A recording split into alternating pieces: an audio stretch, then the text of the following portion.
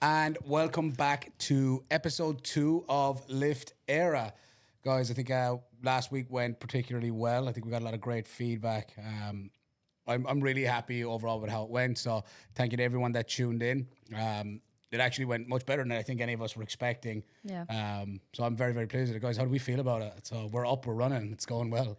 Yeah, I think the feedback was good. A friend of mine said that she actually found it accessible for someone who doesn't know anything about powerlifting, strongman or weightlifting to listen. She's very sporty herself. She's a PT, but she wouldn't know anything about those sports. So her feedback was that it was pretty accessible. So that's Excellent. good. Yeah, I love that. Love that. That's pretty good that we can be like a soundboard for everybody, not just ourselves, even though we like talking about ourselves. We do like talking for about ourselves. everyone. Yeah, you never know. Maybe someone might pick up one of the sports if they're listening to something from this. Yeah, if you're looking for a good coach, there's this guy over here. So,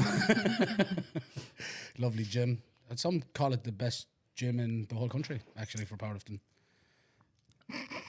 Him mainly. Oh, yeah. Well, how's everyone's week been, guys? How's it been? Good. Been pretty good. Yeah. Yeah, prepping for nationals. Prep 1 week out.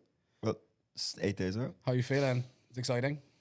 Yeah. No, I'm actually, I'm worried. I'm worried how good I'm feeling. You know what I mean? I was saying that the other day to somebody. I was like, everyone's like, how's your body? And I was like, it's actually really good. So I'm like, I'm kind of like, I might just like sabotage my last heavy session tomorrow and just fucking. Just for to be feels. sure. Yeah. Just so to I have feel like, just so I have an edit to make on TikTok later on Yeah, next just so week. you can have your caption ready. Yeah.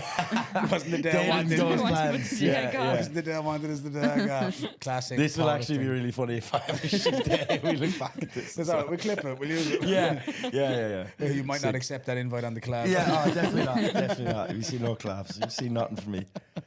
What about yourself, Mavis? How's your week been? Busy week as always. As always. We had lots going on here, obviously. Training wise, just minimum effective dosage, chipping away. Yeah, it's not like you've a comp coming up. in What 3 do weeks. you mean? What do you mean? Go on, elaborate. What like minimum? What like are you just doing fuck all? Like no. What do you mean? Like I don't understand. Alex, you're a coach, you know what minimum effective No, dosage but like is. the way you said it there, it just came across like, Joe, I'm doing nothing. Like I don't know, Ian, am I doing nothing? No, you are doing something. Yeah, Maeve works very hard. She's yeah, very no, she's very I know critical you of work herself. hard. I know you work hard. but it's Maeve's just- like minimum effective dosage is like another person's like best days. I know, Yeah. no. We took out a lot of my accessories, so I'm just down to like Nice. SBD work at the minute because time wise it's just not doable at the minute between like work, college, everything that's going on. And I have done like a little bit of a cut over the last year, so I've dropped a nice bit of weight. So we Yeah, just like felt 15 it was kilos. yeah. So we just felt it was appropriate to kind of get rid of them in the lead up to comp. Yeah, because Yeah. you're starting peaking now, yeah? Or you Yeah, Well, I'm started the peak? 3 weeks out, and then I'm doing the Irish PF Open 2 weeks after. So Oh yeah. Yeah. Oh, you mad thing. And Yeah. you're squatting. You're going from wraps to. yeah, deadlift bar What? to stiff bar. That is, are you still training? Just out of curiosity, are Well, you still training on a stiff bar? Like, or Yeah, are you- so I'm doing yeah. 2 sessions a week. Yeah. Like my main deadlifts are on a deadlift bar. Of course. And then my secondary day is a stiff bar. But in the words of Ian Benson, if Dave Richardson can do it, so can Maeve Mannion. There you go. He's just Facts. another person. I love you, Dev. If you're watching, you should be. yeah. I like the bald head. Yeah, I do. It's It, something. it actually made him look instantly more jacked. Yeah. Like, do you notice that when people like menacing looking? Yeah. I like it. So It if I suits him. shave my head, I'll be more jacked. exactly. Basically, yeah. You don't need like the mind accessories. Shave Just the head. shave my Now head. that would be a look for comp. That would be sick. You get that Doberman look. You and Alex will go for matching hair at comps. Yeah. Alex, I feel like, and I'm only going to say it once because you're only going to get the like compliment off me God. once. I feel like you'd pull it off like a little bit better Do you think? than I would. Yeah. Well, I'm out here putting extensions mate. into my head, trying to like add hair. I don't want to get rid of what I have. That's fair enough. Yeah. Yeah. Kerry, how's your week been? My week has been okay. I was a bit of an accident. Hold on. Butterfingers. I'll pull it up. If you don't say anything, don't say anything. Frank, I'm gonna pop you over this image if you want to throw it up on the screen. Give me a second. Oh, Kerry, I need you to do it. The one that Tom sent you over. Maybe I can do it from here with the circle on it. What do you mean? You want me to send it over to Frank? Yeah, send it to Frank. Oh, yeah. I'll just throw it in the group chat. Yeah, then. throw it onto the Lift Éire WhatsApp. Frank, Kerry's going to send you over something there. So and then we can elaborate on how Kerry's week has been. There you go, Frank. I took my Halloween costume quite literally. I went as a skeleton. But Cut that. Oh yeah. Okay, so it was funny, and this is an X-ray of Kerry's foot. Alex, can you point to the little crack there? I make myself Down- laugh. That's down all that a little matters. Where am I going? Up there. Oh, this. Yeah. So Kerry, do you want to tell people how you broke your Well, third digit? I was having a bad day, so I decided I'd make it worse by throwing a 25 kg plate on my foot. So yeah. Yeah, so There was you go. that. But MRI tomorrow. It might not all be so bad. Yeah, honestly, I feel fine. I felt fine. Yeah, it's concerning. Was it? How did you actually do it? Like, I actually was just after squatting, and I was unloading the squat rack, and I kind of jabbed myself in the chest with the bar. So I think that kind of threw me, and I just Yeah. was trying to get rid of the plate. And I don't know. I think I had it on the the plate tree, the like thing. I think I thought I had it on, Oh, and but you I let obviously go, didn't, and it yeah. just like literally. I saw it literally bounce off your foot as I Yeah. was getting ready to pull the man off for you. Yeah, literally bounced bounced. everything. But my saving grace was that I changed into my squat shoes that I the bench in, metatarsal strap. and it has like a thick Velcro strap, so yeah. that saved me. I'd say I would have broken it if you're wearing really bad slippers or otherwise. whatever. Yeah. Yeah. So like 5 weeks out, not ideal, but do you know? well, there it we is what it go. is. There we Well, go. you've got your excuse now anyway for comp day. Yeah, so Yeah, you're yeah. sorted. Like I'm jealous. when I overcome this, it's gonna make a great story, you know. There you go. Cheers for that, Frank. So yeah, and Kerry's also a couple of weeks out. So my week went fine, guys. Thanks for asking. I was just about to ask you. No one cares. How was your week, Ian? It was good. Yeah. So moving on. Wow, we. Yeah, no, I had a good week. I competed last weekend, as you know. Oh yeah.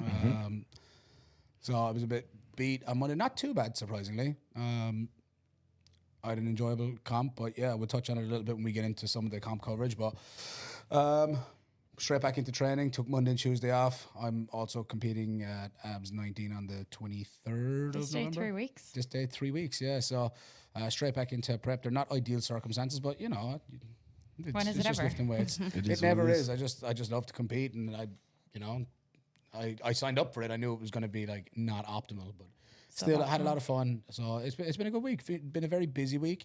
I was ecstatic with how the first episode went, all the feedback we got, how social media has been going and all the content that we got from it. So yeah, it's been very, very, very enjoyable week overall for the most part. I have zero complaints. So guys, let's get into it. So I want to cover a little bit on Masters performances. I know we had gotten a couple of questions in about it. Kerry, if you want to take us through, this is from Masters Worlds, guys. I know it's been a couple of weeks since, but I think it's important that we do acknowledge people for how they did. So Kerry, if you want to get into it, Frank, if you can pull up some of, let's get into maybe Anthony McLagan. Anthony McLagan, yeah. So Anthony Big had ant. a blinder of a performance. So he came first always. overall in the 105s, and he had a third place in squash. So he did 280 squash, 207.5 kg bench. So he took gold in bench and gold in deadlift, 325 kg deadlift. So He's so happy. like what a performance. He's just always smiling. The happiest man in Yeah. Irish powerlifting. It's class. Yeah, he's literally always smiling. I've had the pleasure of handling Anthony a couple of times, and as is yourself, Alex. Have you? I actually haven't. No. Oh, No. you were in I've Hampstead. been I was around hand- every time he's handling been at competing, Hampstead. but As far as I'm aware, Ireland's first ever gold medalist in a comp at Worlds. no. Oh, Yeah, he was. yes, Yeah. 'cause Yeah. he actually competed just before Lisa, yeah. And before Neve Savage. And Yes. yeah. So they were, so Yeah. in that order. Very, At very- Worlds? At Worlds, Yeah, and at Worlds, Hampstead. yeah. Very, Because we very had cool. Janine. Janine Remember her? Martin? Yeah, Martin, she yeah, was the 47. first. Yeah. Yeah, That was so sick. did she win overall? Yeah, she won Euros. It was Euros though. It was yours, yeah. Not like He that's took gold. not important, but you know what I mean. it's- Yeah. So He's yeah, super consistent. and then we had Sandy Burke. Yeah, so Sandy took gold place, or gold gold medal, sorry, in her deadlift. So she did 175 kg deadlift, and There. June. That was handy. And yeah, she's, she said she had a lot more in the bag, but Yep. she is competing at Open Nats, so they decided to Yeah, that was conserve her incredible. energy. Good shout. Yeah, that was an excellent deadlift. I mean, to take gold and make it look that easy. Yeah. And yeah, doing open nats as well. I'm interested to see how she gets on. Yeah. And then I think we have Lorraine McKenna took a bronze squat medal. Yeah. Nice. Yeah, that's right. So she had 165 kg squat. Savage. Yeah, well done. So well done, guys. If we've missed anyone else's medals, I think this is what we had found. So if we've missed anyone else, please feel free to reach out and let us know. We'll definitely give you fair dues and shout you out. But well done to our masters lifters. They're great performances. I find it interesting, you know, the individual lift medals. I always wonder, is there a space for that someday down the line at, you know, Irish PF Nationals? And I think it's kind of an interesting conversation. I think Alex, yourself and myself had a couple of conversations on this. But I do like that there's individual lift medals on the, you know, international stage. Do we see a time where we might have that in national level competition domestically? Like, I would love for it to get to the stage where it could, but it's also like, what's the point? You know what I mean? It's like as I worded it to you earlier, and a lot of people might disagree with me, but I think like in general for like regional meets and stuff like that, like we essentially give out enough participation medals as it is, and it's like if you're in a weight class where, you know, you're giving individual lift medals like a gold, silver, and bronze in like a weight class like in Ireland, unfortunately for most people there's usually like maybe first and second, and then there's a huge gap, and then it's like everyone else in most weight classes, you know, or else some weight classes like my own or the smaller weight classes, there's not enough people in there to even give out 3 medals per lift, you know what I mean? I think if there was a bit more depth within a bit more depth powerlifting classes, in Ireland, I think so for sure, but like, you know, probably see it like implemented within the juniors first. Absolutely. Yeah, there's and a lot then of depth in in the the opens. Yeah, and but they're also a lot closer as well, you know, in terms of totals and competitiveness and stuff. But like, you know, I wouldn't feel, I know if I was in a position where I was competing in like the 83s or something like that, and you know, gold, like not that this would happen, but like just for example, like gold medal squat nationals would be somewhere in around 300 if Nam is competing, or Adam Dolan even, and then like, you know, second probably be like 270ish, and then it'd be like he could go to third and you could like squat 240 and get a bronze medal. And I wouldn't feel, you know. No, I get it entirely. I think it's an interesting one because it's like at an international stage, taking it there, it obviously means a bit more, but there's such a depth of competition there. Absolutely. And to be able to stamp yourself as the best squatter in Europe, as the best squatter in the world, I think there's definitely a value and an argument to be made that it would still be valuable domestically, but also like that. But I would think of someone like Christine. Yeah, you know, because that's what I said to you. Remember, we said this earlier when we were having this conversation. I was like, even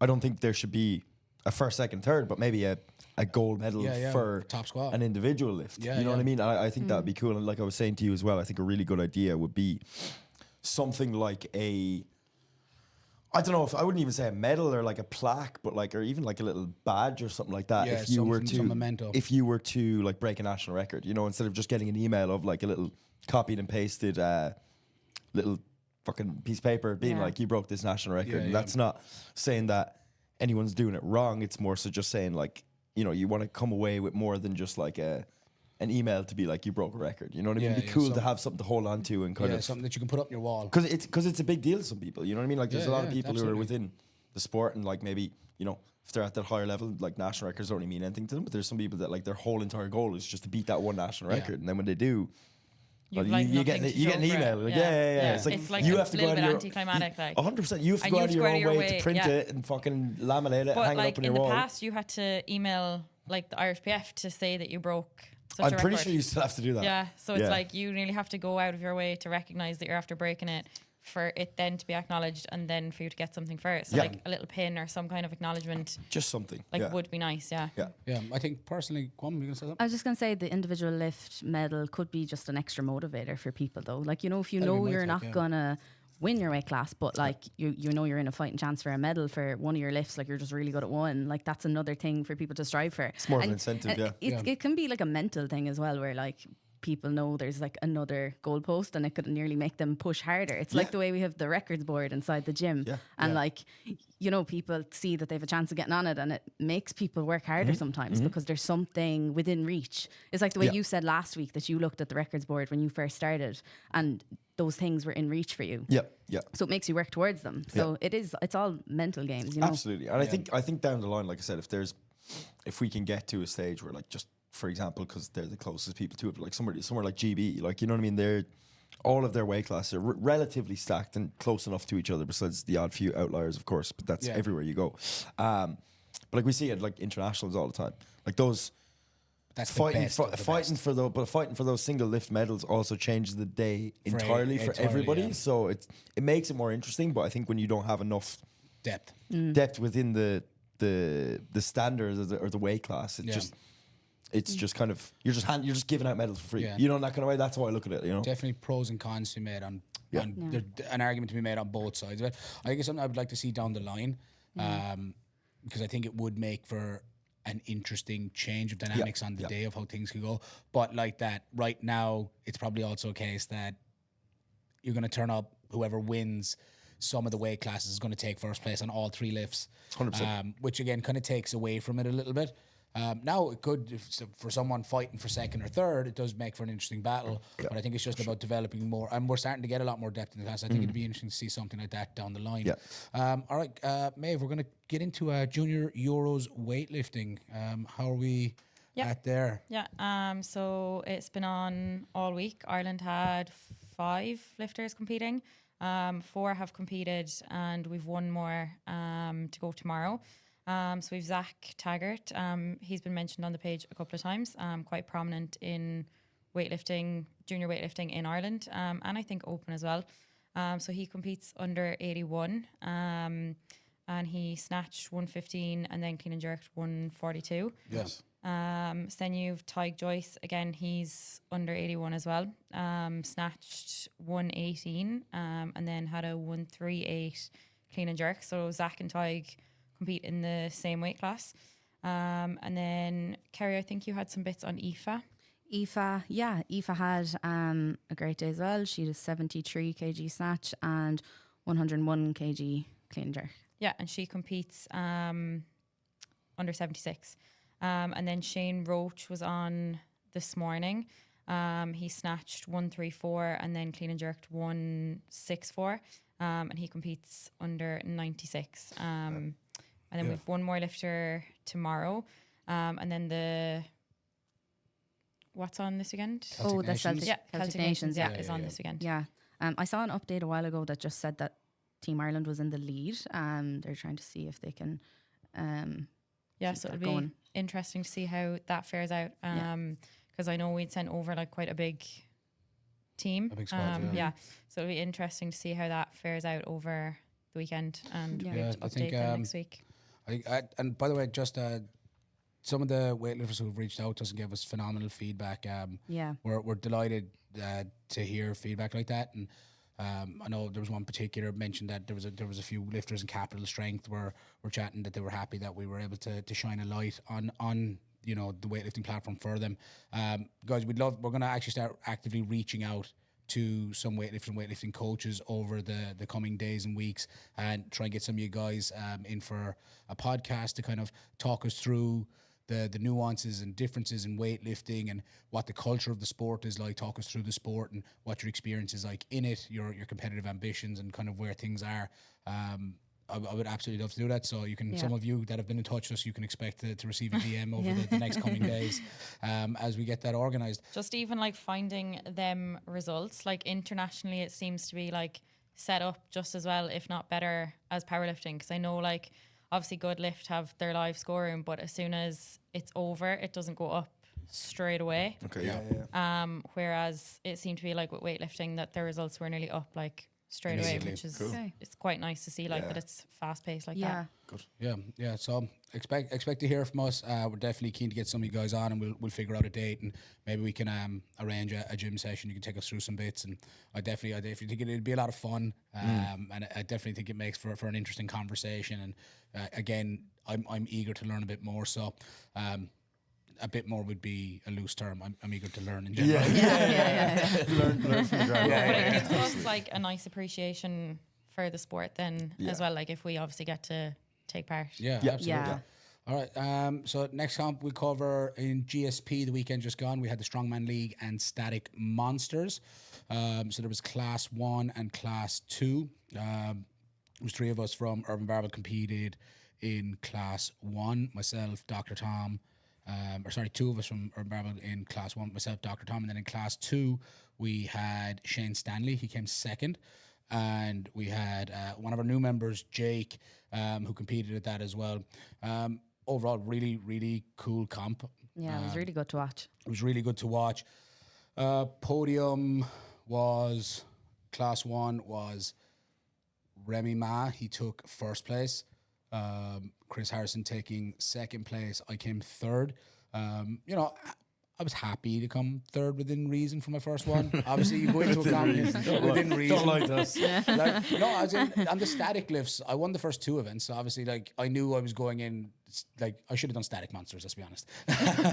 So I did pretty well on the 2 of those. And then I think I just need a bigger gas tank, more experience, and just more time getting the skill set down of the other things. I'm okay at them. Just be better, bro. I just have to be better. Exactly. Just be better. But I mean, it was my first time doing it. I'd been at quite a few comps and I coached at some of them. But it was for my first time in it. I mean, really welcoming environment. I mean, you guys were all there. What do you guys think of it? Yeah. I still stand by the fact that I think Strongman is hardcore. Like, Yeah, it's cool. Definitely. It's cool. Like that one where they're holding it. What is that called? Farmer's Hold? The Farmer's Hold. Farmer's yeah. Hold. Like that was crazy to watch. Yeah. Like there's people like men screaming out in pain, and you can see the blood draining from their hands as they're gripping the thing. I was Phil like, had no circulation to his hands. So his hands were my white by the end of it. I was watching it. I was show you this. you weren't even That was- holding the bar. that was You were just crazy. fucking fingertip. Yeah, I think overall it was a great comp. I think it was very cool considering how small the venue was. Even that when we came in and we were buying tickets, like even the girl that was taking tickets was like we did not expect this many people to be in here. Like you were Yeah. There must crammed have out been the the door. moments Nice. of like It was class. yeah, 20 it or was- 25 urban that Oh, came down. it was really because Yeah. when I Big went in squad. as well, your one was like, she's like, "Oh, are you here to see anyone in particular?" Like, "Oh, we're all here to see." Just like 5 of us that rocked up, me and lads, and we're here to see Ian Benson. She's like, "Everyone's here to see him." I was like, "Yeah." Yeah. Some comp. I don't call it here Tom we Hardy go. of Strongman. Ben is ego now. Here we go. But I'll show you. Are you the guy, George Clooney Silver of Fox. Strongman as well? No, the Tom Hardy is Strongman. All right, okay. That's actually a quote from Ger Buckley. Called me that himself. Oh, if you here ask we me. go. Stop it now, will you? I'll show you. Jared, please reach out to us and I want deny. to show Frank Thorpe. I'll show you what happened to like what it was like. It was a farmer's hold, 120 kilos per hand with straps. Frank, I sent it you there on WhatsApp if you want to pull it up and zoom into my hand. And so we had straps. It was whoever could hold the longest. I think I just about got over a minute. I immediately I was just watching your hands the whole time. man. yeah, that is They're starting to look a bit deformed there. Like, yeah, so I'm just wedged onto that. And everyone had to go through this. Remy held for 3 It was Yeah, it was entire insane. minutes. wild. Insane. 3 entire minutes. Yeah. How much weight was that? 120 each hand. 120 each Yeah, hand. yeah. Yeah. So cool event. I mean, it was just about grit and endurance. So these are the types of things. This is what I kind of like. This is like the stuff I like about Strongman is that it's always different. Yeah. You got to get really well all round if you're going to be competitive at this stuff. It's really, really fun. And with static it monsters, looks fun. It's fun. Like after I know. when you reflect on it. It's Yeah. fun. Do you know what though? Like Upon it is reflection. actually, it really is enjoyable. Like when Yeah. I did one, I was like, oh, I would definitely do this again. Yeah, like yeah. 100%. It's so much fun.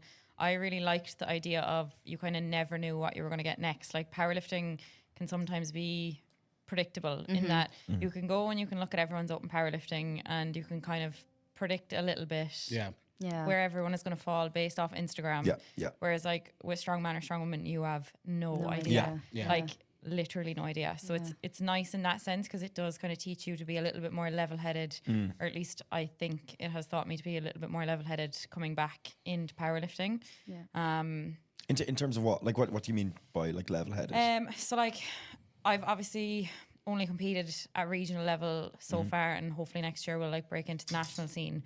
But in terms of like regional level, like it's very predictable. yeah. in that you know where most people are going to place. Yeah. Occasionally you'll get a random lifter who you've never seen or heard of before and will come in and just beat everyone. So for me, I kind of, going into each comp, I kind of know roughly where I'm going to place, how the day is going to fare. It's very predictable. Yeah. So at national level, like I'm aware, or at international level, it's not always as predictable as it may seem. So for me personally, I'm kind of hoping that will carry over when I do like break into the national scene next year, in that I'm not just relying on open powerlifting or Instagram or X, Y, and Z to tell me how everyone else's day is going to go. I'm more concerned about my own day and how I can like make the best out of that, I suppose. Yeah, like that. yeah. I think that's a good point. Just like that, like when you turn up for a strongman comp, because the events are always different, it's like you can't really predict how anyone's going to go. So you have to focus on yourself. Yeah. I think, part of it as well, it's like powerlifters are like notorious. I can't speak to other strength athletes, but powerlifters were notorious at times for like chasing PBs, especially like those that are like intermediate level. And it's good to chase a PB, but sometimes if you're competitive at pushing for a podium, it's, sometimes you have to park your ego and you take what's there on the day. I think it's important. Like when I first started getting into like cup rugby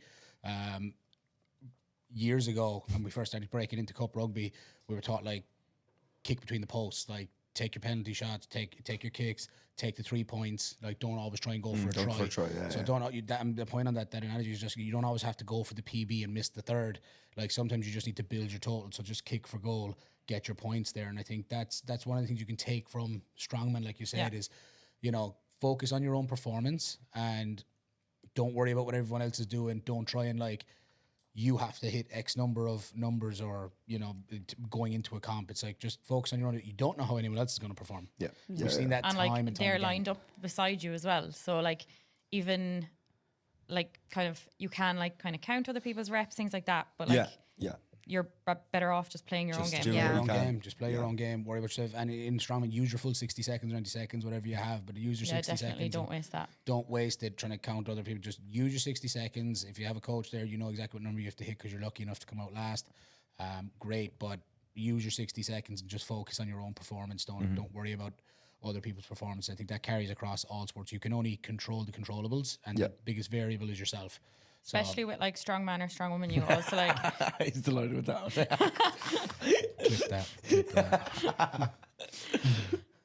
you don't have time like to be worrying about what anyone else is doing. Like you had 2 minutes between pulling 310 and 330 or 300 and 330? Yeah, something like that. Yeah, it was about 90 seconds. I opened on 270, then I went straight to 310. 310, yeah.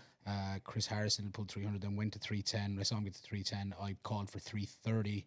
What made you make the 20 kg jump there? Just because you knew you had I it? I had a fourth attempt as well. Oh, right. So there was a fourth attempt on the day. Yeah. So like it was easy on that bar. Yeah. Like to be honest, it was handy enough. That's my big lift. That's what I'm good at. I knew I'd be highly competitive at that lift. Yeah. So in my head, I was like, I seen him pull the 310. I kind of felt like that's what he had. Great guy, by the way, highly competitive guy. It was great to meet you, Chris, if you're listening. So when I seen him do the 310, I was like, okay, I think he might take a pop at 320. So I would be safer just locking in 330 so I don't have to go Just again. Go out of his range, like, Yeah. So I knew then I went 310, he went 310, he got his 310, and I had to go straight back out again. So I was like, I'm not doing that another time. Okay. I said I'd take 330. Yeah. I'd have liked to have pulled more, but I didn't need to pull more. Yeah. At the end of the day, it's a competition. So take what's there on the day, make the most 100%. Of it, kick for goal, kick between the posts and go from there. Speaking of kick between the posts and rugby, Frank, you might pull this up. He's been planning this all week as well, by the way. Just so you know, imagine people planning out what they're going to talk about. Shame. AJ, your dad's heavy in the comments. Tell him we're giving AJ Mulhern's dad a shout out. He's in the comments. Yeah. Nice. He wants Eamon. Absolute legend. He wants a podcast with Eamon and AJ. Yes. That could 100%. Happen. We can make that happen. It's happening. For a fee. Yeah. But no, that would be I don't even think any of us need to be here. We just throw the two of them there, Just leave the two give of them them a there. mic each, and just let them talk No, shit about Eamon each can't other. have a mic. No, Eamon's not allowed. But like, just literally put them both on the couch and like, who's the best 120 sub junior in Ireland, and just let them go. Just let And them just let have them go. that. And Let them then arm wrestle Let them over arm wrestle afterwards. For anyone that doesn't know, the two boys were talking shit to each other all week, and then just challenge each other to an arm wrestle. So when we were there, AJ said something to me like, "Can you arm wrestle? Can you arm wrestle?" Can I actually out the boys, Frank? I'm going to send you the video. Oh yeah, go for I'll it. out the boys. Go for it. So and You tell the story there. Eamon was like, yeah, I can. He's like, and AJ's like, yeah, you look like someone that can arm wrestle. He goes, I can do a bit of arm wrestling too, you know. And was like, oh, I bet you can. And was like, I bench this. I bench like what 170, 172, 175. And AJ was like, well, my bench is shit. So what you're saying is it should be no problem to beat me. It's like you bench a whole plate more than I do, so this should be easy for you, Eamon, right? And Eamon's like, I'm not doing it. I was like, why? Why Bit of not? reverse psychology. You know, but it's gonna look real bad on you if you lose to me, Eamon. You know, you bench a whole plate more, as you said. Next thing, two boys had it out. Go on, Oh, put there we them go. up. Sent you there, Frank. The boys are probably going to be fuming now. More delighted. More I delighted. don't even care. It was actually the highlight of the. So, as much as this looks like a drunk night out, we were actually all sober. Yeah, we here. were all sober. We were all sober here. Those cans are actually like Yeah, they're- fizzy drinks. Yeah. So we'll get to that in a minute, but.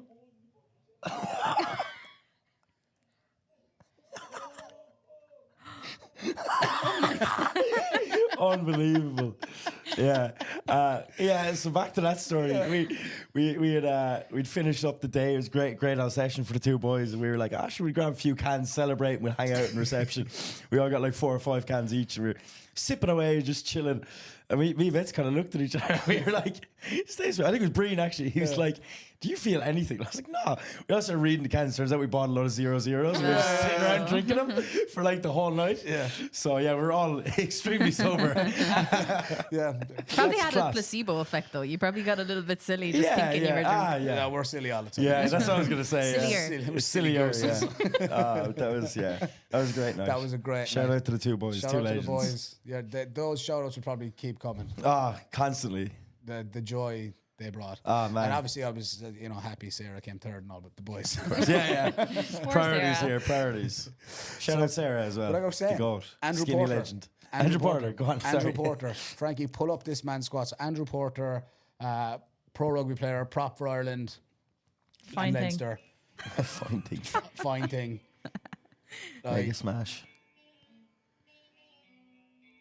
Like to depth. Yeah, you don't see most powerlifters doing No. that nowadays. Like 240 on the bar, as far as I'm aware. Is he? What for kind of reps. belt is he wearing? I think he's wearing like an old school like Inzer. Oh, okay. I think it's one of those. I thought it was Inzer like a single prong belts. bodybuilding belt, and I No, was it's like, I think it's like the blue Inzer single prong. yeah. Yeah, like the guy is an absolute savage. Freak. I remember seeing his sister power. What was interesting about this, the reason it was interesting is not just because it's impressive squats, but he had said a couple of weeks back, I think, on his story that he was asked, would he ever compete in a powerlifting competition? And he said possibly after retirement. Yeah. And it's just Yeah. the prospect of these like guys that are like people that play professional sports at the highest level in these sports, like they are the top of the top. They're the cream of the crop, you know. These are the creme de la creme, They're as the some might creme say. de la creme, as some might say. Right? So the idea of someone like an Andrew Porter or other lifters or other like professional athletes retiring from their professional sport, because I mean, rugby is a young man's game. Yeah. Yeah. You can stay strong forever.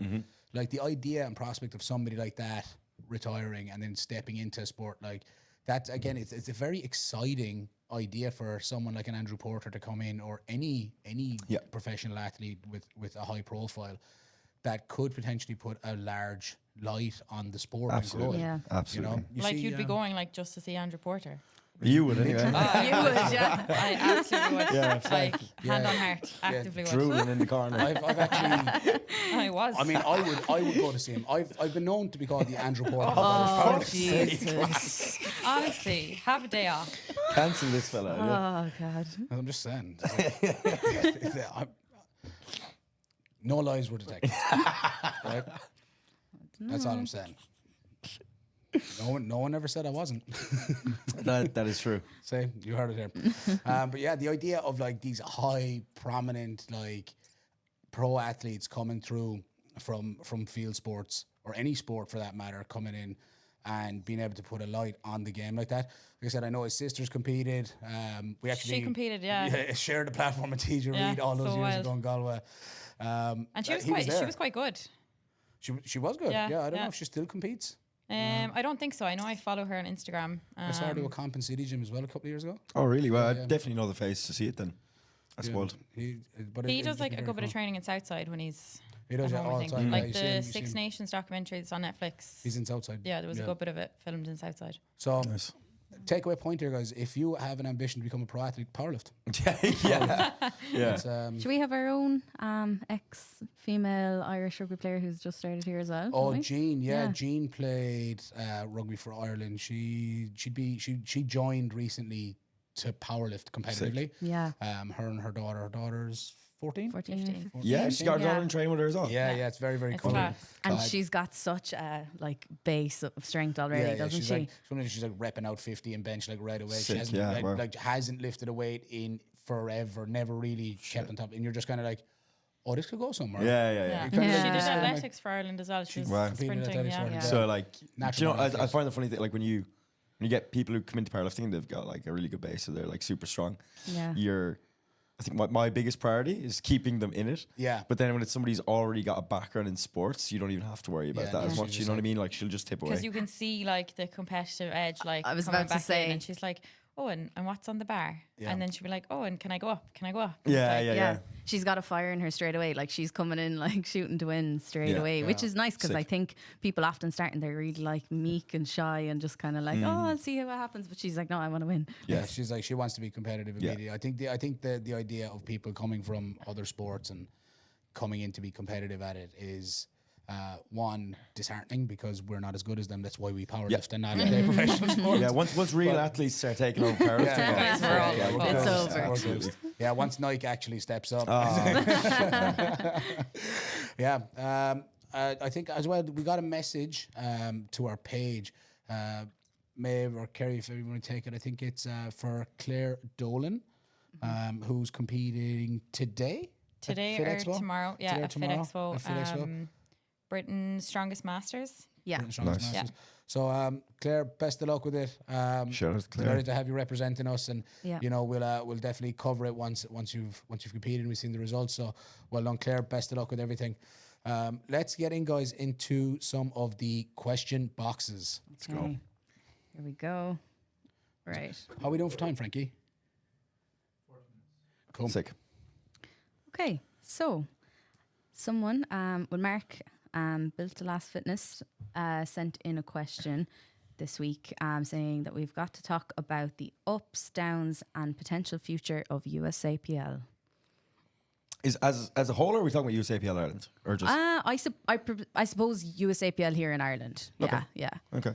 Like I suppose like the ups and downs of kind of The their downs. entrance into Ireland Yeah. and whether or not there's a potential Yeah. or a future there for USAPL. I'll kick things off. Yeah. Go for it, Alex. Yeah. Alex, I did not expect that. No. Like I actually have nothing bad to say. Like I just think it's too difficult to do. You know what I mean? With the way the IPF is and Article 14 and all of those sorts of things. I was excited for it when it first came out because it was like, you know, more opportunity for people to compete because the sport is growing faster than ever in Ireland. Like it's in general, but like in Ireland in particular, with juniors and stuff like that, where like, you know, as people might know, there's a comp on in December and there was so many people on the waiting list that we actually had to, down in City Gym, decided to actually run a comp the week prior just because there was that many people on the waiting list or people that didn't get tickets. So like obviously the incentive to compete is huge. So I was like, oh, the more comps, the better. You know what I mean? And I completely Yeah. stand by that. But I do think the IPF makes it difficult for everybody, as always. You know what I mean? And I'll be the first person to say that. Irish PF or international? International. No. clarify. Shout out to Irish PF. We love you. But no. Yeah. So like the international, like there's I know for a fact the Irish PF would get rid of Article 14 if they got. I'm pretty sure everyone would. You know what I mean? Yeah. So I think that's a big thing. I don't think it's going to last. I can't see it lasting. And if it does, it's just going to be... It's not going to be taken as serious at all. Like, you know what I mean? Like, even as of now, you know, you see they're doing this, like, Euro tour and stuff like that. And, like, not to knock anybody, but, like, you know, like, the highest, like, dots in the whole of Europe, USAPL Europe, is, like, 450 or something like that. You know what I mean? Or, I don't know exactly, but, like, it's sub 5. And it's, like... You know what I mean? Like, even like we've Irish Nationals next week, and there's probably going to be the bones of 7 or 8 people that are going to hit over 500 dots. You know what? I'm not saying that's anything, but I think like even the standard is so much lower. I think it's a great introduction comp if it works around the time that you're wanting to sign up, and it's really hard to get tickets for the RSPF, all those sorts of things. But I can't really see it progressing in general, let alone in Ireland. There's not enough people, and like it fell off fairly quickly. I don't think. I don't think there's a market for it in general. There's a market for powerlifting, but because of how complicated the IPF have made it, it just turns everyone off. You know what I mean? I think that's fair point. You boys both competed in the first one. Interesting to hear what you have to say about it. Yeah. I mean, I think that like, you know, obviously the reason that the standard is lower in it at the moment is because it's so new and not enough people have moved over yet. So maybe had it gotten time and developed a bit more, it might have, you know, the standard might have, you know, raised. But yeah, I mean, do you think that there's a chance that Article 14 is going to be removed anytime soon? I know there was that one guy, Sean Cock. Shout out Sean Cock. Petitioning to like get rid of it. So like, I don't know, to be honest, if something like that were to happen, would it help? My personal experience, I had a great time. I had a great day. You know, and like, bear in mind now, that's not. I'm not knocking the competitions or how or anyone involved in it. Like it's not that. Yeah, it's more so the whole thing. You know? Just as like where we could see it going. Like the day itself was like great. Like it was like a cool event. Like the venue and like the idea behind everything to try and make it like a bigger scale and stuff. I thought was like really cool. And you know, any friends of mine that were there watching it were like, oh my God, this is class. It's like the Three Arena. And like, you know, like. And like, I wasn't there for any of the USAPL comps as well, what I had. So I've no experience based off that, but they looked incredible. And everyone that I had that was competing had a great time and really enjoyed it. Well, like having competed across both, because obviously the year prior, I competed in the IPF. I quite enjoyed the sentiment behind it. So again, as a regional level lifter, hopefully not for much longer, but as a regional level lifter, I felt there was never a spotlight on regional level lifters within the IPF. They've really gone above and beyond since then to change that. Like every comp recap has like your best lifters mentioned, has the winners in each weight class. So like everyone is saying, a high tide rises all ships. I really think it did serve a good purpose. But for me, I suppose I was constantly looking at like top 7. How do I get into top 7? Obviously, that's since changed in that, of course, the like best of the rest is done on dots now and everything like that. And you have to hit the standards. So like not every weight class is full, but prior to this, it was top 7. So I suppose for me, I was kind of, I won't say burnt out, but I was like a bit fed up of, and obviously that's my own fault. Like if I'm not in top 7, it's because I don't deserve to be there just yet. But for me, I kind of felt that the light was always on like top 7 nationals, and that the regional events kind of weren't getting the light that the lifters deserved, because everybody deserves some form of spotlight, for want of a better word. So for me, USAPL definitely did that, in that like it was new. It was a great opportunity to get involved. Obviously, I helped very much in like the background of things. Yeah, I was going to say the media towards it was great as well, like really highlighting lifters and stuff like that. It was so like cool. I would have helped with that. So like it was a great opportunity for me to kind of throw my hand into different roles, and I suppose build my confidence with organising things and getting involved in other aspects of powerlifting. So like it served a great purpose for me as a lifter, and I suppose professionally as well. I had a really good time. Like I can see why in Ireland, obviously, like you've said, in terms of like Article 14 and how hard it is, like why it wouldn't pick up. And again, like it's such a small pool, to make it smaller, obviously won't work. But then in terms of like there was a demand for more competitions. Yeah. Like every Irish PF comp was selling out, every AB series was selling out. So like the demand was there, but it's like, do we need to segregate it, I suppose? But like, I definitely had a great time doing it. It was a privilege to be a part of it. It's just a shame that it didn't take off. I agree. Yeah, fair points, guys. All right, so moving on. You're not going to touch on USAPL? He's pleading the fifth. Yeah. I know. So I suppose I'll have to open with. I was disappointed with it. I would have liked to have been able to commit myself more to it. Second comp, I wasn't even there. I was traveling for work, which is a huge part of my work schedule every year. So I couldn't be there to be involved. We had a good team of people. It was a small like skeleton crew of people trying to piece it together, and I felt like it fell short on the second one in terms of the delivery. There was a lot of things that I would have preferred to have gone better, but I wasn't in a position to be able to commit myself to it any further because I have too much on for what it needed, for the amount of time and effort that was required. Yeah. I knew I wouldn't be able to commit myself to it. I think that's a big thing as well. Like with all of the people that are online in specifically Ian Grant's question box for some reason. Why Like they're the only people that care about USAPL for some reason. But like I think a big thing that people don't actually fucking realize is like how much goes on in the background, how tough it is. Because like it was yourself, Gar and Jay involved too. I'm very close with all three of you. And just the stress that was going on behind it, just trying to organize stuff, get venues, organize bars and plates, just, get memberships going, do social media, all of those sorts of things. It's not an easy job. No. Like in general, if you actually have a whole federation behind you, let alone when it's just like 5 people trying to do everything, you know what I mean? So like that's a big thing for all those shit talkers out there in the anonymous question box. I feel like Ian Grant. if I could have maintained a larger level of involvement and been more hands-on and on the ground with it, I feel like I could have given it a better chance and I could have committed more time to it. Yeah. I would have liked to have because, I like creating things and coming up with new ideas, new concepts, and I had some, cool ideas for how I wanted it to run and be different to the Irish PF. I wanted it to be different. I wanted there to be 4 provincial comps, and then I wanted to have an All-Ireland's Championships, and every province would have, a top 7 or whatever, and they would have their own provincial singlet. It would be a new thing. It would be a new platform. I didn't want it to be a direct competitor per se, but it was going to be competitive within the space. I wanted to have it external venues. That is doable, but it takes a much larger team than what was available to pull it off.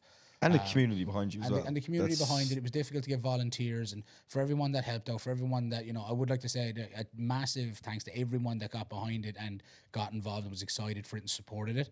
I'm disappointed and, for everyone, and I empathize for everyone that, took a chance, bought a membership and got behind it, and I would have loved to have been able to make it work better for them. I couldn't continue my involvement because I wasn't going to be able to provide it with much more time.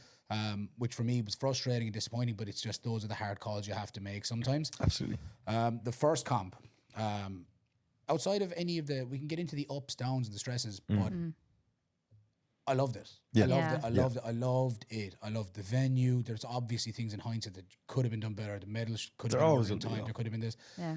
Positives that came out. Comps can be ran in external venues, bigger volunteer teams, and more help is needed. Prize money at regional levels is very, very doable. Getting sponsors to provide prize money is very, very doable. You just got to hustle a little harder. Yeah. Like sponsors are happy to do it. Don't be afraid to reach out. Be professional with them. Engage with them. And if I could have done that with a 0 following start, it can definitely be done with a federation that has a much larger platform. Absolutely. It can definitely be done. And prize money can and should be given out to those to reward their efforts. That's my take on it. Volunteer pay can be doable. I understand within the Irish PF, very difficult. The drug testing is very, very expensive. It's different. There's a lot of outward money goes. So I understand that there's complications to that. So I'm not saying you make more money because you got more things, so you should have put money in. That's not what I'm saying at all. I'm just saying there is a way and a means of making this happen. I loved it. I loved it. I loved the experience of the day. There's a lot of things could have been done better. I wasn't there to be able to be involved in the second one, which was frustrating, but it was what it was. I think providing a platform for Jodie Stevens Yeah. to be able to come back, Yeah. that meant a lot. That was huge. That was a massive privilege. I was very privileged to be involved in it, and it's a shame that it didn't work. I think we do have space for an additional, alternative platform. I think that space will always be there. There shouldn't only be one show in town. A drug cheat got popped. Yeah. Yep. Yeah. 10% of all lifters get drug tested at these. Fuck that guy as well, by the way. Yeah, I Just, mean, I'm sorry, but it's just me. But we nah. have the ab series. Like, what are you doing? Yeah. What are you doing? No, Yeah. for sure. What are you doing? Yeah. What Like, are why you did doing? you think that was okay? Why did you have to do that? Yeah. Like, But what are you like, doing? isn't it good to be able to say that he's ruled out now? Like, Yes, absolutely. I think some very good things came of it. I think it a rising tide raises all ships. I think that the IrishPF stepped their game up. I don't know if USAPL is directly involved in that, but IrishPF definitely at the same time stepped their game up, which has been fantastic. And we've the comps in Marina Market have been excellent, great venue, and obviously there's things that could be improved there. But that's the same at all comps. That's the whole point. You need to find what doesn't work to make things work better, and they're consistently getting better. and I That's all you suppose can like ask for, isn't it? having that external competition did Yeah, and make I think everyone around them better. No, yeah, I do. I think too, and like it's it's a blessing in disguise in a way. Yeah. You know what I mean? Like things, it's kind of a knock-on effect. You know what I mean? Yeah. It's like maybe USAPL Ireland didn't work out, but it's had a positive impact on I powerlifting think it's in had a Ireland. positive Yeah. net effect. That's in all that general. matters. That's all everyone wanted. Now, So as for the future of it, I don't know. yeah, I simply don't know. I think it can and could work. Will it work? That's entirely down to the guys running the show now. yeah. The Euro Tour final is still going ahead, isn't it? Yeah, it's the same weekend as To December Open. December. Yeah. Yeah. So I think it can and has the potential to work, and I think it deserves a chance to work. I think having lifters who are not quite at that national level be able to have their moment. I think having the alternative weight classes is also interesting. I think Yeah. that's sick. I Yeah. think would it be cool if there was no Article 14? People could dip in and out. I had this this big dream that maybe one day Article 14 isn't there, and you get the best of the USAPL versus the best of the Irish PF, and Throw a bit of ab series in there as well. yeah, like do you know just what I mean? fucking- It could have been like, it would have been cool. It would have been like, who is the number one? And there's definitely cool ideas that could have come from it, but nothing ventured, nothing gained. I think some very positive things came of it. Absolutely. And I'm very grateful for my time involved in it. I would have liked to have been involved more. I wasn't able to. Fair play to everybody that got involved, and again a big thank you to everybody that volunteered and helped make it happen when it did happen. And if the boys want to continue running it and trying to put on a good show, I'm always happy to provide equipment or a volunteer, and that'll always be there. That's for all powerlifting Yeah, in general, absolutely. not just that. And Doesn't for matter where it strongman or is. wherever it is. It's we're all picking up heavy things, and I'm very unbiased towards those things.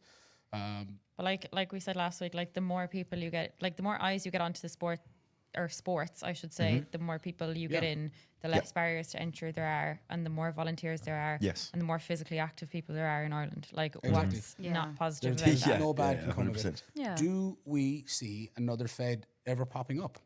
A Ye- competitive federation to an international So, PF? don't know if you guys saw, but Zero, Tom Bro, Yep. Thomas Lilly, he started up his own federation. It seems to be like popping off in Australia. So like, That's right, yeah, the APL. if people don't know, I was living in Australia all of last year, and like you'd find more lads who are doing, even who are tested, doing untested competitions like those ones than Yeah. they would be in the IPF. Like they're very, I wouldn't say they're against the IPF over there, but it's very much like It's interesting. all in the Australia. all the other feds are a bit more looked up to. You know what I mean? Obviously, that's all stuff with Robert Wilkes and all that crack. But Yeah, it's that's complicated. another conversation. But fuck, second podcast, I lost my train of thought now, lads. Fuck, what was It's I saying? okay. About Zero, the APL. About the APL. It's encouraging. Yeah, It's all right. yeah. That's what I felt. I was like, my mother, I mean, like, Take a breath. it's fine, love. Take You're it. fine. Your nerves are active. yeah. So I know they started up their own fed in the UK only recently. I think we were actually in Malta when it was like released. It could have been me and Lawrence that saw it. But yeah, I don't know how that's going. I don't know when the first comp is. I just remember seeing something on that. I'm presuming the plan is to break into Europe. To break into Europe, yeah, do the same thing that they were doing with like the USAPL done, but maybe a bit better, because like not that USAPL done it wrong, but I think they just tried to jump the gun straight away, and that's what I was actually going to go back to and say. USAPL, yeah, not like Ireland, but I think they like within like 6 months had like 15 feds set up, and they were like, right, we're gonna do a fucking Worlds there in 3 months, and you're like, very rushed. It's very, very rushed. It's like, at least like you were saying, you know, it was so new within Ireland that like it didn't even get enough chance to Build a roster. have the standard actually come up or build a roster. So it's like, if we can't even do that in the country, why are we trying to do that in the whole of Europe or the whole the world, the USAPL world? Like, you know what I mean? Like, America was always going to win. 100%. It's the largest federation, has the most members of any federation anywhere ever. Yeah, So but I think like USAPL like rushed it too much in terms of like they were just trying to Fast be track. an IPF Worlds competitor within the year of starting up their own thing, pretty much. You know what I mean? Or They 2 years. almost tried to like walk before they could crawl. 100%. And I think that's where they actually had the downfall. You know, like instead of like with Ireland, you know, it was like straight away. It was like your first comp. The first comp we ever run, you're qualifying for this European competition. It's like, okay, so what's a regional comp then? What's a national? Where's the standard, the barrier for entry? You know, there isn't any. It's just compete. You compete and you're going to Euros. It's like, oh, sound, yeah. But I think it all comes back to like the international PF and that pathway. Like that pathway right now, their international pathway is the most pristine pathway. Yeah. Like that's what you're aiming for. So it's how do you get something that competes with that? Yeah. Yeah, no, this was my thing on that about the international pathway.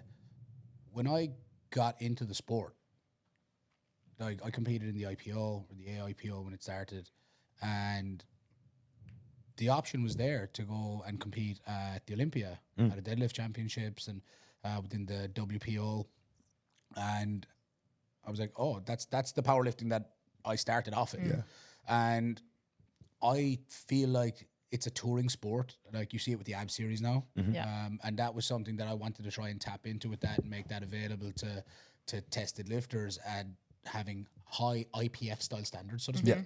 And make that available to everyone.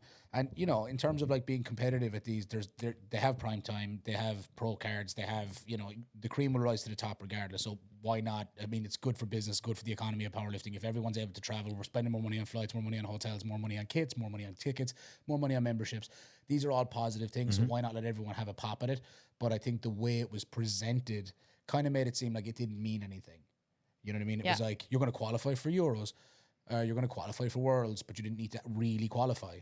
It should have just been that it was open entry, that they're, you know, and the cream will rise to the top. Like Jodie Stevens was going to be Jodie Stevens regardless of whether you needed to qualify or not. But like, say for me, as someone who's coming like from a regional level lifter who hasn't done like a nationals yet, and I'm qualifying for a Euro tour, I'm almost there, and I'm like, well, I don't fucking deserve to be here. Yeah, I think the way it was presented made it seem like a cheap win. Yeah. You know, I think it should have participation medal, like I think it should have been presented a little bit differently. That it was just going to be like, this is the way they do things. This is the way we. do things. But that's exactly what I mean. Like, have your own barrier for entry. Like, it doesn't have to be this ridiculoely high standard or whatever. Well, it should be, but you know what I mean. But like, give them something rather than just fucking give us money and you can go to Euros. Like, because that's what it was. It was like, you sign up for camp, buy membership, you compete there. You know, just like you come last it's not and the you're fucking equivalent. going. Like, it's not the equivalent of No, the it's not. international And it shouldn't have been PFs presented Euro. as such. No. Exactly. Don't But it's try the and same- compare with it. Like it's the same as like look what Jay has done with the series. Like you can go and you can compete in Glasgow or you can compete in Cologne South as Africa. a D1, D2, South Africa. Like America, yeah. So it's like, why couldn't it have been more like that? Yeah. Or presented that's- more Because like Because that. it's not like, like when it's on in Glasgow, it's not like the UK championships, like, final or or whatever. whatever, Like, you know what I mean? Yeah. Yeah. It's just like, it's an It's abs like- comp internationally. Yeah, it's like me. Like I was only in the door, my second comp, and I'm like telling my friends, "Oh, I've qualified for this Euro Tour final," and they're really happy for me, but they're a bit confused. Like, how did this happen? So Ooh, you special. they're like, because they don't fully understand it, and they're telling Of everyone course, back yeah. home, like, Kerry's in the European final, Kerry's the and I'm European like, champ. well, it's not really like, you know, but it is. Powerlifting, where everybody's a world champion. You know, USA Europe. Like. Listen, I loved it. No, Yeah, that's all that matters. But back to the APL. Before we go further on what you were saying about the APL, Kieran. commiserations and congratulations. Connor, very, very fond of Connor. Lifter out of Abs in Dublin, for anyone who doesn't know. Yeah. Very talented, prominent, up-and-coming lifter. I mean, I said it at a press conference last year. We were competing in the same comp. He was doing The under 23 the showcase. under 23 yeah. showcase, and I was doing the pro-am, and I was asked a question about it, and he was going head-to-head with George Collar. I said if George has on for a day, he's going to win, but in my opinion, Connor is the future of Irish powerlifting. Yeah. Absolutely. And what I mean by the future, that's not to take away from anybody tested, untested, whatever. It's like, for me, I come from a school of thought in powerlifting where like the biggest total is the coolest total. Yeah. And Connor is an absolute Animal. Yeah. So Connor, very unfortunately bombed out in the squats. These things happen. It's win or learn. You learn from it. You know, I think he'll take. I've been keeping up with his Instagram. He'll take some lessons from that, and he'll come back better. He's about to compete I again. was just going going to say again in on a like side note, he's competing in. I was literally talking to him yesterday. 5 weeks, 4 weeks, something like that. Yeah. And he won't be cutting weight as much. Good man, Connor. So yeah, he's actually going to be under 110 instead of under 105 this comp round. So I can see it going a lot better. Yeah. Because like even when I was leaving Australia, Connor was in prep, and like I did feel for him because it was very much like we were there, and like he'd be there, and he'd be like, yeah, I'm like 35 weeks out. Like that's how long he was looking at this prep, and it was very. It was amazing, incredible. Like he put up something insane. I think it was like he put up 350, squatted like 310, and bench like 212, 210 or 212, 872. Yeah, he was on for a insane, monster day. Insane. Day. And I'm sure he's going to have that. He's going to have that in a few weeks' time, and hopefully after that comp happens, we'll do a little recap on it. And exactly. Shout out to Connor, Connor, my boy. If you're listening, I'd love to get you on a video call and record it, and I'd love to get or maybe even some messages back and forth. I'd love to get your insights on your performance, and maybe some advice you could give to people about bouncing back from other competitions, or what it's like to have to like lick your wounds on this, and just having to eat that shit and having to come back. But he still came back out, finished out the day, still put up a decent bench, still put up a decent deadlift, and it's like I would love to get his insight on it. I'd love to get his opinion and his take on how it went. Even just in general, because if you look at somebody like Connor, like he didn't like, he won't mind me saying this as well, but like he wasn't anything special when he started powerlifting for. No, he was a long, like he got the Irish singlet, like he competed in Euros 2022 in Poland, as a 120, and he did a great day, but like middle of the pack kind of thing, which is still incredible at European. A real European comp, which is great.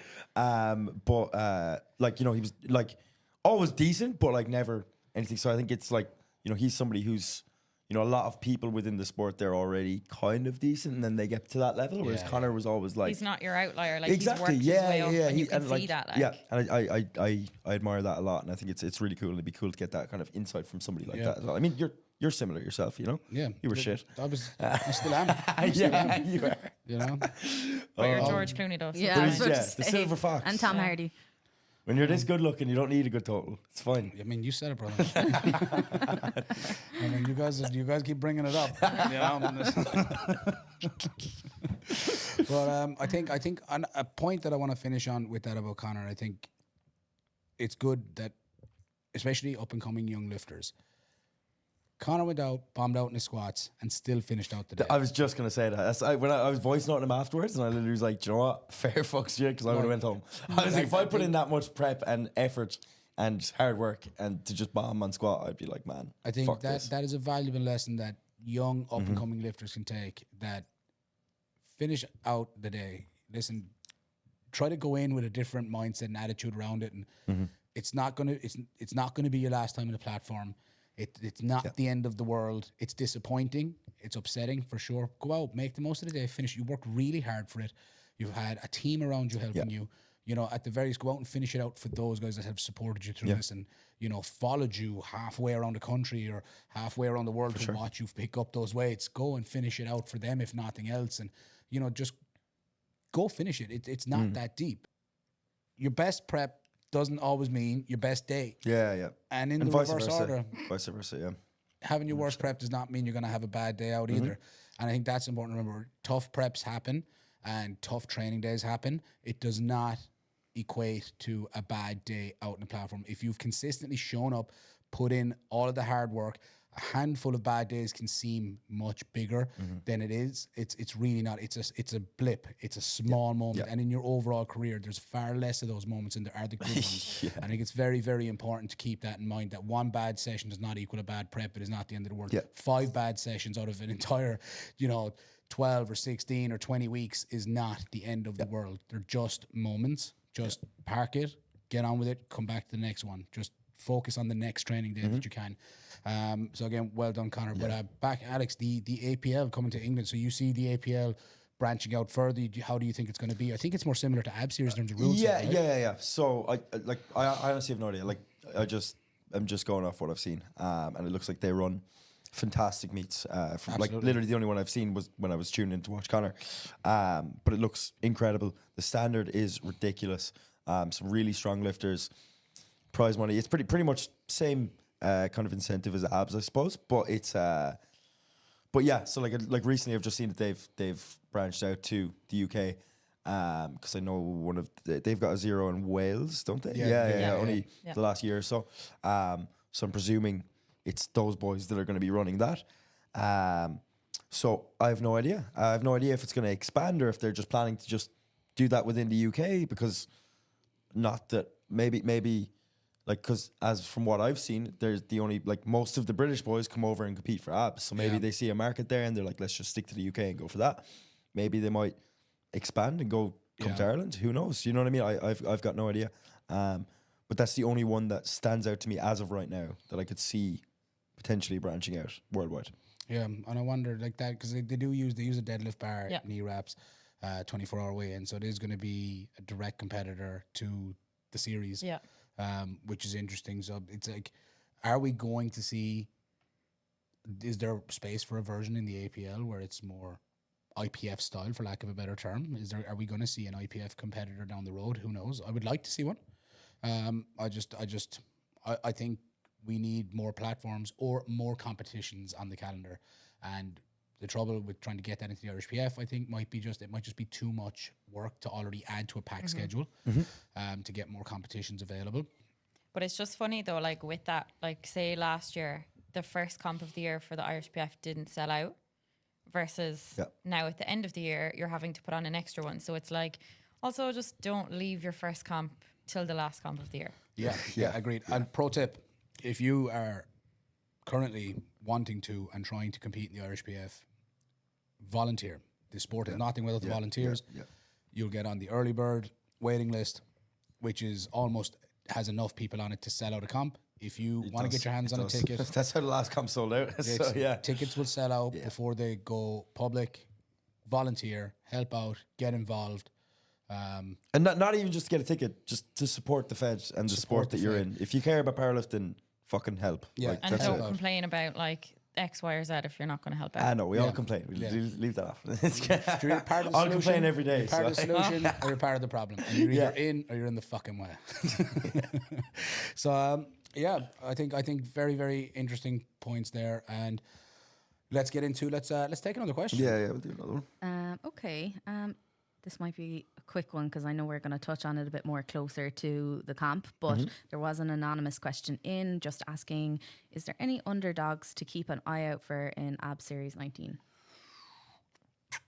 Underdogs, me. Lawrence King. Shout out Lawrence King. Lawrence doing D1. Yeah, it depends on which division. Yeah, that's what I was going to say as well. Well, I guess whatever divisions that come to mind.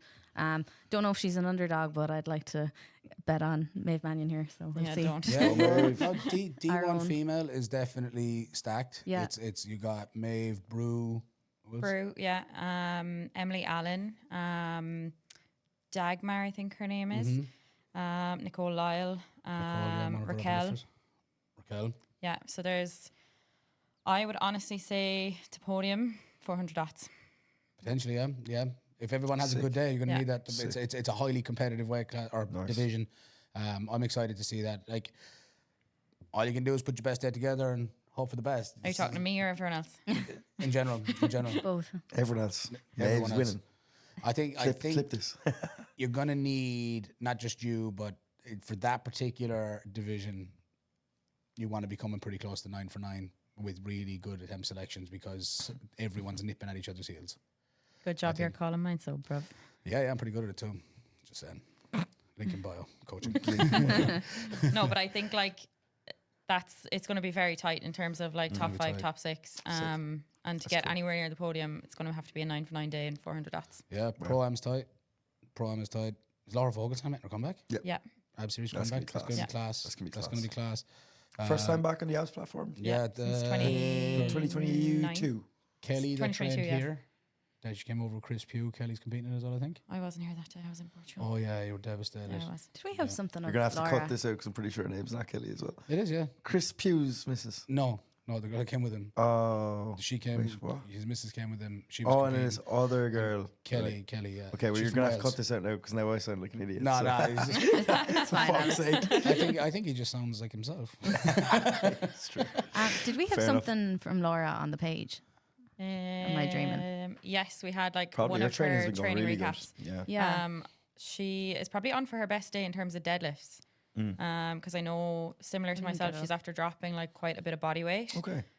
So her leverages are playing a bit more in her favor now in terms of deadlifts. Cool. Because she's already an unbelievable squatter. Yeah.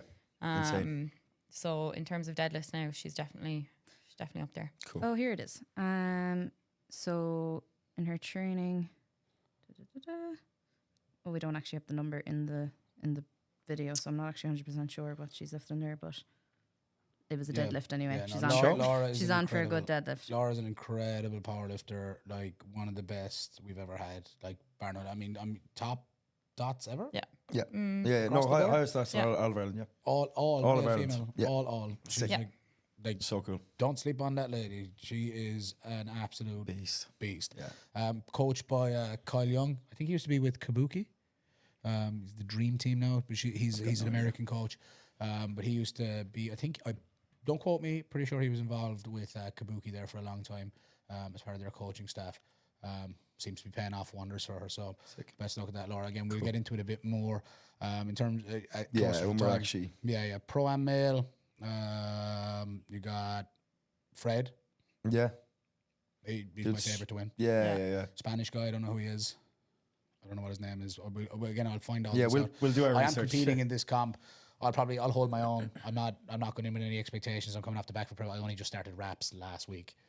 So I'm just going in to compete. I love to compete. So I'll have my next big outing next year in the Ab Series where I'm purposely pushing to try and be more competitive. But if any of you guys drop the ball, I'm taking your podium spot. I was like, this is the most humble you've ever been talking about yourself competing. And then he just said it. Listen, I'm good on a bad day, so don't get it twisted. Alex, you spoke too soon. Yeah, we had Freddie and Daniel and yourself. Oh in yeah, Daniel as- was like a late addition to Daniel Walter. Predictions. Yeah. Oh, don't shit. sleep Yeah. on that. Yeah. Sean, Big he's on Daniel for a Walter. He's good getting day. coached by Lawrence as well. Yeah. His Yeah. training's Yeah, so we did a prediction box, and Laura was in then as well for the ladies. So Yeah, we can do another one sure. closer to the Yeah, comp. close to yeah, the time. yeah. Yeah, we'll Yeah. definitely get into a bit more, and I'd like to cover a lot of D2. I love the fact that you have the divisions where they can be competitive within themselves. Yeah.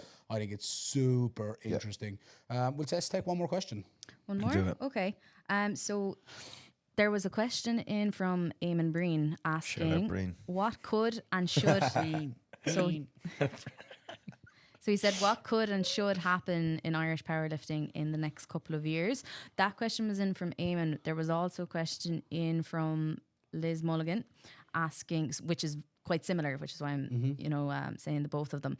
She said, what do you think is missing from powerlifting / weightlifting / strong people scene at the moment? So kind of two questions there. One is asking what should happen in Irish powerlifting, and then one is about the three sports. Happen in what sense? I don't Like, know. to I guess elevate it's the open to question, isn't it? interpretation. So Liz is asking what is missing from all of the sports, and then the other one is about what could and should happen in Irish powerlifting. Yeah. No, go on. Well, for me, like I'm sure you guys have a lot more detailed answers on this, but I would probably just think like prize money. I know we've mentioned it already today for maybe powerlifting if that's a possibility. Yeah. Yeah, I agree with that. I agree. I think, more incentives to compete, I guess. And then just for everything, all three sports, by the sense of it, is exposure. Yeah. But that's just a thing. That's just time. The only thing Yeah. that's going to, I think everything is in my opinion, I think everything's going in the right direction. Like I think even if you look back to like pre-COVID times where powerlifting was as opposed to now, which has only been like 5 years, it's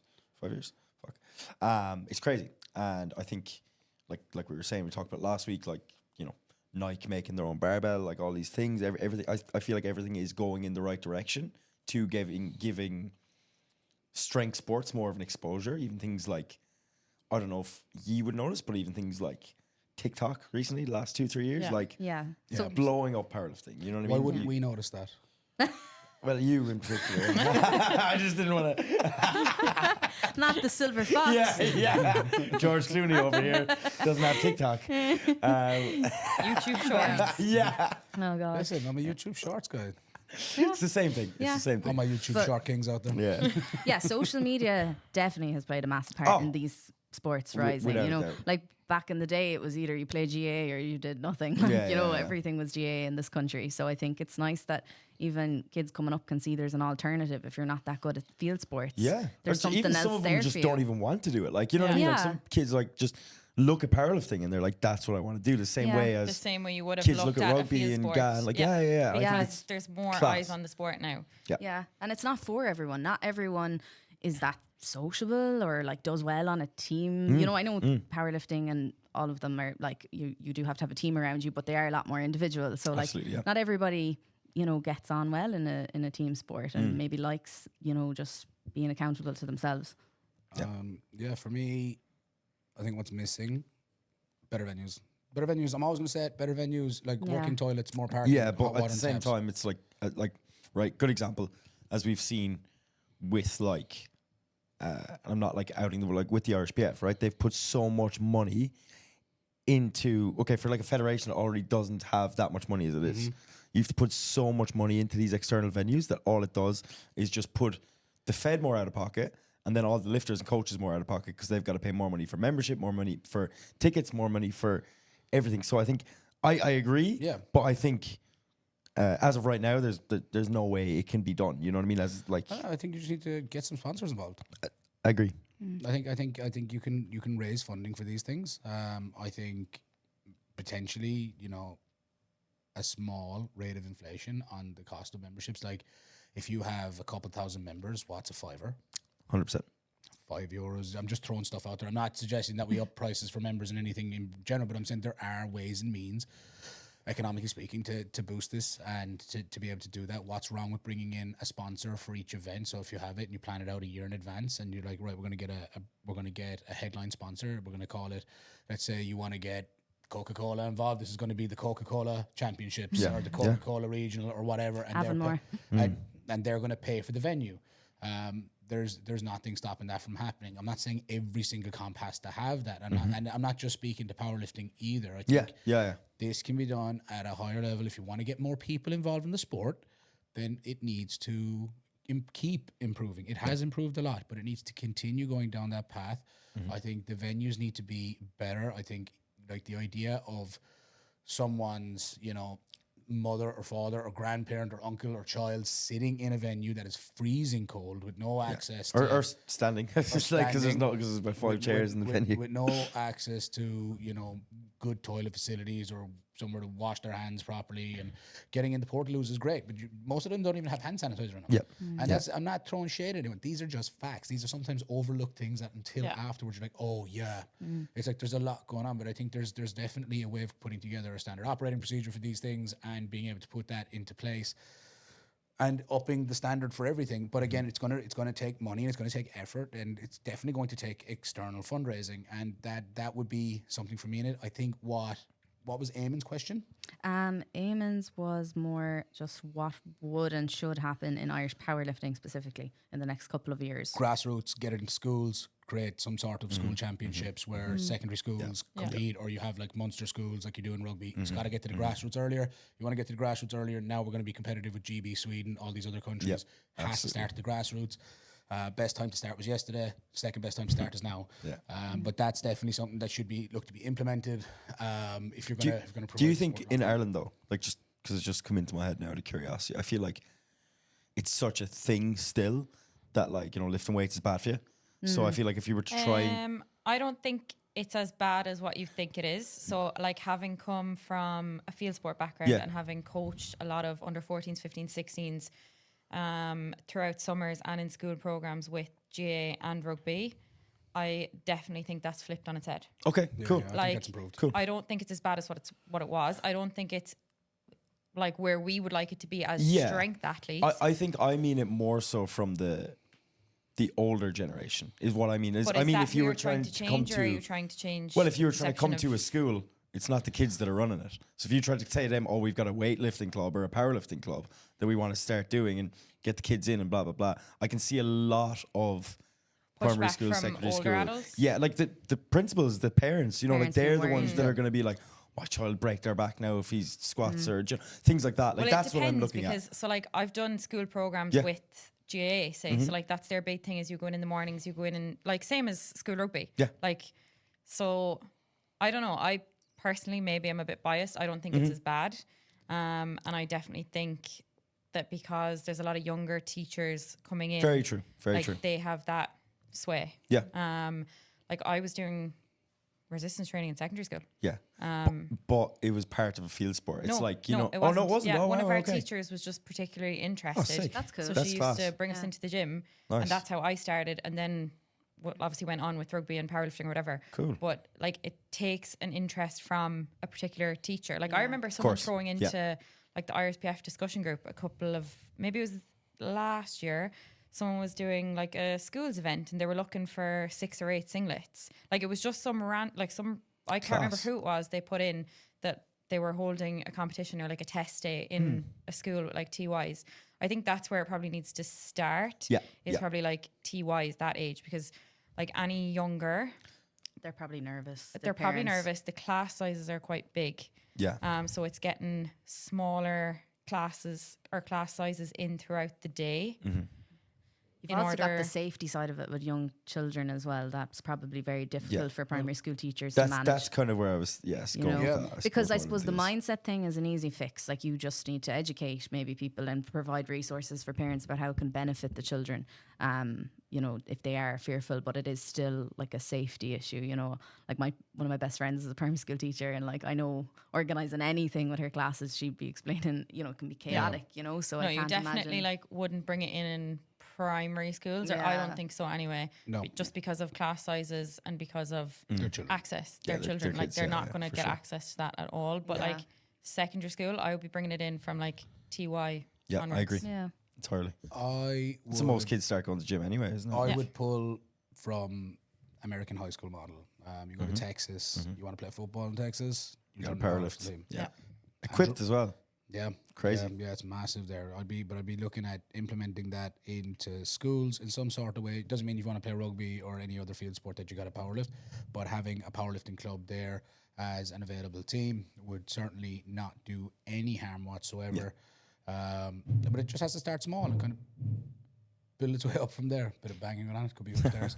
But also, like, if you don't just solely focus on like powerlifting, the crossover, like every field sport athlete, and it like honestly boils my blood so much. They might not be very strong yet, but they will try and they'll start them on Olympic weightlifting. And it's like, Yeah, it's crazy. if It's you complicated, yeah. can't squat, if you can't bench, like if you don't have a decent level of strength, Yeah. you've no business starting someone on like a clean and jerk or a snatch. Yeah. Like no business. So if you actually got them strong, and then you could look at developing power like within Yeah. these athletes. And Yeah, obviously yeah. that's going back to like field sports. But like the whole point is get them strong first. Yeah. I think there's just being able to provide it at a school grassroots level. I think that is ultimately, if you want to see the sport continue to grow, we can't wait for TikTok to bring them in.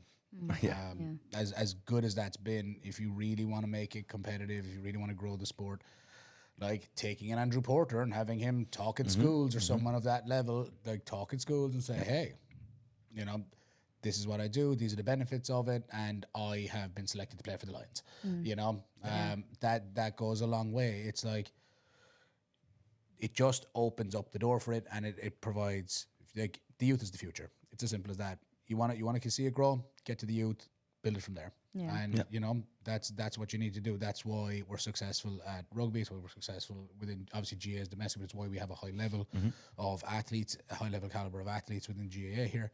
That is because we're getting them from the grassroots. We're building them from the ground up. And that's why it works. And I think that's the best way to do it. And it complements schools that have field sports, that they can have their athletes participate in that. And then the ones that don't want to play anymore have something else to do. And not just field sports, actually. A friend of mine does strength and conditioning for Irish dancers, like kids doing that. Yeah. That's cool. And it's massive. Like he's got so many PT clients that are families where they've got multiple kids in Irish dancing. And like there's a lot of overlap there, like strengthening up the muscles for dancing. So like I think a lot of sports are taking it into consideration now. I agree. I think there's a lot of room there, and I think it's a very interesting point. I mean, nothing stopping any of us from trying to do something. Maybe. I'll keep it in mind. I would definitely approach my old school and be like, you can use my gym. But it's like Give me slightly 5 guys. off topic as well, and maybe it's just because I love this area so much, but like in terms of like alone keeping females active throughout like the ages of 13 to 20, like I think by the ages of 18 in Ireland, like only 5% of our females actually remain like physically active. So it's like if you can catch them a little bit earlier, because not everyone is interested in field sports. Like there's a reason why we're all sat here. Yeah. So it's like you don't have to push field sports or any team sports, not just field sports. Like this is another sport, this is another option. So if we can make it more visible and break down the barrier to entry, you might reduce the level of females that are physically inactive at that point in their life, and you might keep them in a sport for longer. Like her sport have so much up in terms of like the level of sport that you're competing at and how likely you are to go into like management positions. So it's like, while we just see it as like lifting heavy weights, like it aids in every aspect of your life. Agreed. Yeah, I totally agree with that. All right, I think that's it for the questions. Yeah. But I want to touch on one or two more things. Frank, have we got time? Yep. How time? All right, cool. So I'll try and be quick on this. We spent about 15 minutes rambling in the first recording, so we're probably in the beginning of the recording, so I'll be able to snip that out. We're probably at like 120. Yeah. All right. Very briefly, because we're going to touch on this next week. Solo special episode. We'll try and narrow it down to 60 minutes. Irish PF Nationals preview. But guys, Colin Power, Damien Nam out of Irish PF Nationals. It's wide open. Crazy. It's wide open. I don't want to get too far into it, but Not what you expected a week out. Not what I expected a week out. Wasn't on my bingo cards. No. Anyone know what happened with them? What happened with Colin Power? Do we have anything there? I was told that Colin was just don't quote me on this. Just a bit beat up with his training. Yeah. Was training at a relatively high intensity. Felt his bicep getting a bit weird again. Was like not worth it. Not chancing it. So fair. Like, Yeah. do you know, if people don't know, Colin tore his bicep Internationally. I can't remember exactly what camp it was. It was Masters Worlds or Masters Euros, but completely fair. I wouldn't risk it either. Yeah, who you telling? Yeah. And then with Damien, I just know he's recently had a kid, and Shout out Wolf. But I don't know entirely anything. Like as far as I'd known, he was training into this competition. Maybe he just wasn't feeling too good. I know he obviously just dad life. You know yourself. You can relate to this once again. Can, absolutely, yeah. Like I'm just presuming recovery wasn't on point. Stress levels are probably super high. It just wasn't Wrong time. worth doing it. Yeah. You know, just poor timing. like nationals tickets went out like 8-9 weeks ago, if not longer. So it's 12 like end of August, yeah. So like, maybe then it was like, oh yeah, train's going good. It's all going the right direction. And we all know it can nosedive at any time. Absolutely, yeah. And especially when you've got all those other external factors like juice children. Just might not be worth the squeeze. From Yeah. So I presume, hopefully for it's him, hopefully that's it's the that. case. I haven't heard anything about an injury. Yeah, no, which I would be haven't terrible either. news. So fingers crossed that's all it is. But Damien, hopefully we see you back out on our platform next year. Definitely. You're definitely a lot of people disappointed about Damien and Colin not being available. Colin, wishing you all the best. Hopefully nothing too serious. You're just playing it safe. Yeah. All right, we have an upcoming competition. This is the AIPO charity comp. I want to pull it up. So this is going to be on November 30th. This is the AIPO National Charity Powerlifting Championship 2024. This is run by Shane Brody and Amanda Brody, Shane's wife. Shane, for those that don't know, is, I mean, for lack of a better term, one of the godfathers of Irish powerlifting, I would say. Absolutely. Yeah, that's it here. This is a wonderful competition. They've raised over 75,000 euros in general, nearly 80,000, 79,000 euros in general. They're trying to break the 100,000 euro mark. And this is, so basically in 2014, Alex, Shane and Amanda's youngest son, was diagnosed with a heart defect, congenital heart defect. And he required a bunch of surgeries, and that pretty much inspired Shane and Amanda to run this comp, to, you know, get as much money as possible to donate to, I think they'd worked with a few, but they're now volunteering and registered with Heart Children Ireland, and they're raising funds for that. And they've done this for years, guys. They've been doing this since 2014. Wow. This is 10 years. Wow. So Shane, Amanda, absolutely fair play to you guys. If you're in the Limerick area, this is going to be on in Southside on the 30th of November. Shane always puts on a good show. Shane has been around for decades in this game. He's an absolute legend in Irish powerlifting. And, you know, what a fantastic cause to put it towards. I've not competed in one of them. I had some people compete in them a few years ago, back in our early days of first getting into powerlifting. And if you're in the area, guys, absolutely come check it out, support, make a donation if you can. If Shane has any links up on the page or on the IPO page, I'll make sure that we get them out on the Lift Éire page. Definitely try to support it, and if not, try and make a donation for a fantastic cause. So well done, Shane and Amanda. As far as I know, don't quote me on this, I'm pretty sure Alex competed at it wasn't an IPO comp, it was like WPO Worlds, AWPO Worlds. Me and you went to it. It was on in Castro Park Hotel. Yeah. Alex competed at that. I think he's like their youngest ever record Oh, setter. no way. Yeah, he's only a teenager. He plays for, I'm pretty sure that's his son that plays for Young Munsters as well. I could be wrong, Shane. If I'm wrong, please correct me. But I've met Shane a couple of times. My small fella is 6, and he plays for Young Munsters underage, and I've met Shane there a few times. So, guys, like I said, if you're in the area, try and get down to support that competition. I think Lenny OSullivan's competing at it. Well, cool. Yeah. So it'd be cool to see Lenny back. Shout out Lenny. Yeah, he was ducking me at the AB series. So,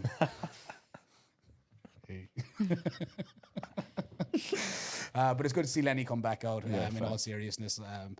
But yeah, like I said, trying to get up to the 100,000 euros mark. They've been doing this for a decade. Well done, guys.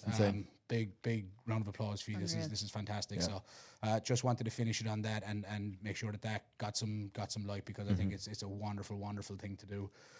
Guys, that is it for episode 2. Next week we will get into, it's going to be a little bit earlier, but we'll release it probably on the Friday or Thursday of next week. We'll try and do that. Yeah, get it before Nationals, hopefully. Before Nationals, we'll get it out in Nationals preview. So I'm excited for that episode. Guys, any parting words? No. Just thank you for listening. Yeah. Once again, if you've made it this far, fair play to you. Yeah. Sound. Andrew Porter, heart smash.